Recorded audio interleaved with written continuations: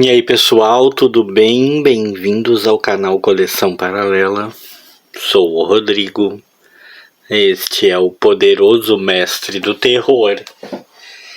E este é o vídeo no qual a gente vai falar dos Gênios Extra quadrinhos. Mais uma dessas edições peculiares que de vez em quando vem cair nas minhas mãos. E que eu fiquei única e exclusivamente para poder ler e fazer vídeo. Já faz bastante tempo que esse material caiu nas minhas mãos e eu não tinha tido tempo de ler, depois não tinha tido interesse de ler, até que finalmente resolvi ler. Ela é uma edição única, tá? Tá aqui ano 1, número 1, mas eu dei uma pesquisada, de vez em quando eu faço isso. Por incrível que pareça, de vez em quando eu faço isso, eu dei uma pesquisada e descobri que nunca houve o número 2, nunca houve nada, ficou nessa número 1.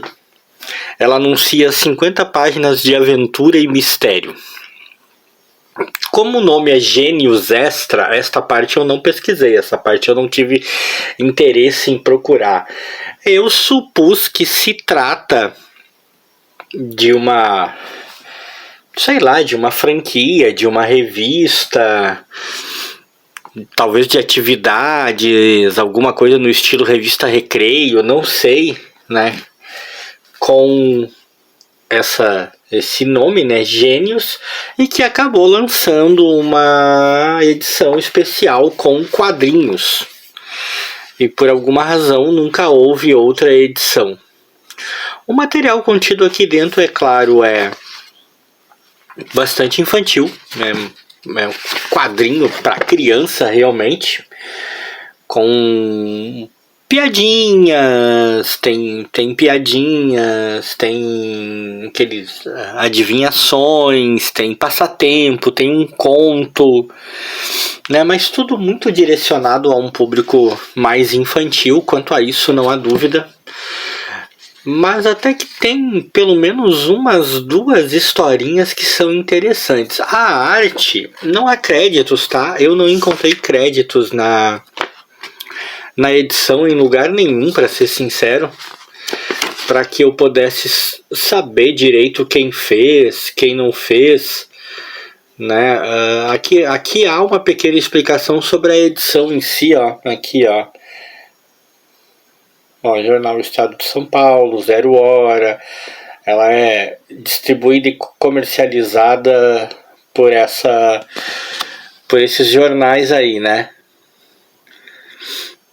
E outros jornais conceituados em todo o Brasil, né? Tem, ó, diretor de arte Felipe Júnior, designers Daniel Lopes, Júlia Xeren, Rodrigues, Sérgio Glória, e por aí vai. Mas não há um expediente para saber quem escreveu as histórias de fato e quem desenhou. Eu sempre digo que eu tenho... Essa capa é bem enganosa, tá? Não tem nenhuma história estilo Star Wars aqui dentro, né? Eu sempre digo que eu não tenho um olho muito bom para arte, né? Eu muitas vezes estou lidando com uma edição que tem a arte de um artista bem conhecido e eu me demonstro incapaz de reconhecer com certeza. Poucas são as artes que eu realmente reconheço, mas eu sei que eu já vi essa arte em algum outro lugar. Esse estilo de desenho, né, o estilo de desenhar esses personagens eu já vi. Inclusive me lembra muito algum desenho de TV, né, alguma animação. Me lembra demais isso. Mas eu não consegui definir de onde poderia ser que eu vi. Quem poderia ser o desenhista, por que a arte me é familiar. Mas a arte essa primeira história, inclusive, é bem sem pé nem cabeça, né? O trio da bagunça, né? Eles entram em contato com um cientista que é substituído por um irmão gêmeo, né? Tipo um clone do mal e que quer usar os garotos numa experiência que não é boa para eles, mas eles acabam conseguindo se safar e libertar o verdadeiro cientista. Das histórias, o nível das histórias é todo esse. Não tem nada aqui muito arrojado, não tem aqui grandes roteiros, nem grandes piadas e tal. E das histórias contidas aqui, essa é uma das melhorzinhas quanto à ideia. Depois tem essa história aqui, Mr. Will, né, que é um cara milionário que tá batendo as botas e acaba deixando as coisas dele para 3 crianças ali e tal, que são herdeiros e são atraídos para a mansão. Essa tem também a mesma sensação, uma arte que eu conheço, que eu já vi, e essa, visualmente falando, graficamente falando, é a história que eu mais gostei, com quadros mais interessantes, né, uma colorização legal. Eu curti muito visualmente falando essa história, né, cheia de detalhes, né, nos quadros ali, na parte que mostra o castelo. A ideia da história em si é bem mais ou menos, né, não tem nada de muito especial. E é dessa história provavelmente que vem a ideia da capa, porque aparece esse cidadão aqui, ó, que é o mesmo da capa, mas aqui ele tá com uma arma, enquanto aqui ele tá com com o sabre de luz, né? E na casa desse milionário moram esses monstros aqui, fantasma, o vampiro, a múmia, e eles querem o Frankenstein, eles querem espantar essas crianças, mas não dá muito certo. O curioso dessa história é que ela basicamente não tem um fim, ó. Essa é a última página da história, não marca como fim da história. Eu até achei que tinham arrancado alguma página, mas não arrancaram. Ela tem sequência, 19, 20, 21, tá certinho. Só que daí nós já entramos em outra história e pronto, acabou daquele jeito. Acabou do jeito que começou, sem fazer muito sentido e sem ter nenhuma marcação. Aí temos aqui Ivan Helsing, né? Jelsin, na verdade, a mansão dos monstros. Na minha opinião, a melhor história de todas, a mais engraçadinha, né? É uma história bem curta de um menino aqui que ele acha que ele é o Van Helsing e está enfrentando as criaturas do mal, quando na verdade ele deu uma viajada na maionese e destruiu a casa do terror do parque de diversões e vai ter que trabalhar para pagar. É a melhor história de todas, na minha opinião, é a melhor historinha. Depois tem um conto, O Piquenique do Boris, né, um conto de Carlos Trillo, ilustrado por O'Keeffe, né. Essa arte aqui, será que o O'Keeffe é o mesmo de alguma das artes aqui de dentro? Porque até lembra, viu?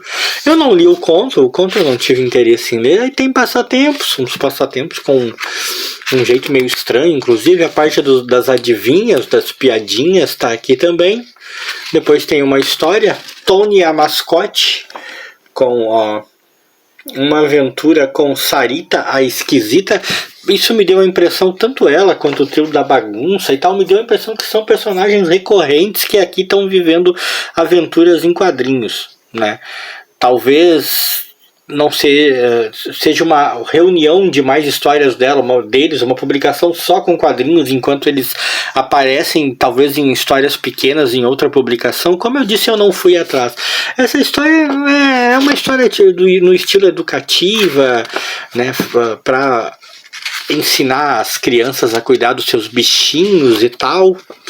Nada muito, né, muito especial e tal, apesar do lance do garoto ter trocado, né, aspas, trocado de lugar com o cachorro e ter vivido um dia sendo ele um mascote, até que é bem boladinho e tal, mas também não chega a ser novo, né? É uma história fraquinha, bobinha, mas funcional, com um pequenino plot twist do final que quem não conhece a personagem como eu até não esperava. Eu tenho que admitir que até terminou de um jeito meio com alguma surpresa pra mim, vamos dizer assim, né?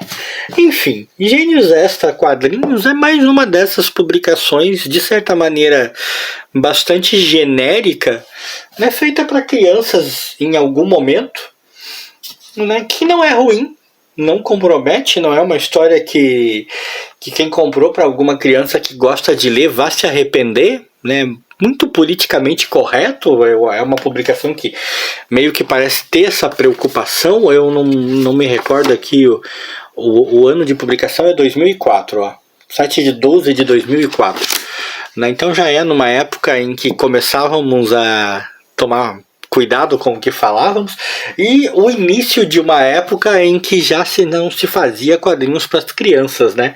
É um último suspiro aqui de quadrinho infantil, porque o quadrinho deixou de ser coisa para criança, nós sabemos, e não demorou muito para isso acontecer, né? Logo perdeu a feição de coisa para crianças. Hoje em dia quadrinho é coisa para barbado como eu, que fica fazendo vídeo aí na internet. De qualquer maneira, valeu a experiência. Eu não me arrependo de ter lido. Eu li coisas piores, eu sou capaz de ler coisas piores. Não me desafiem, né?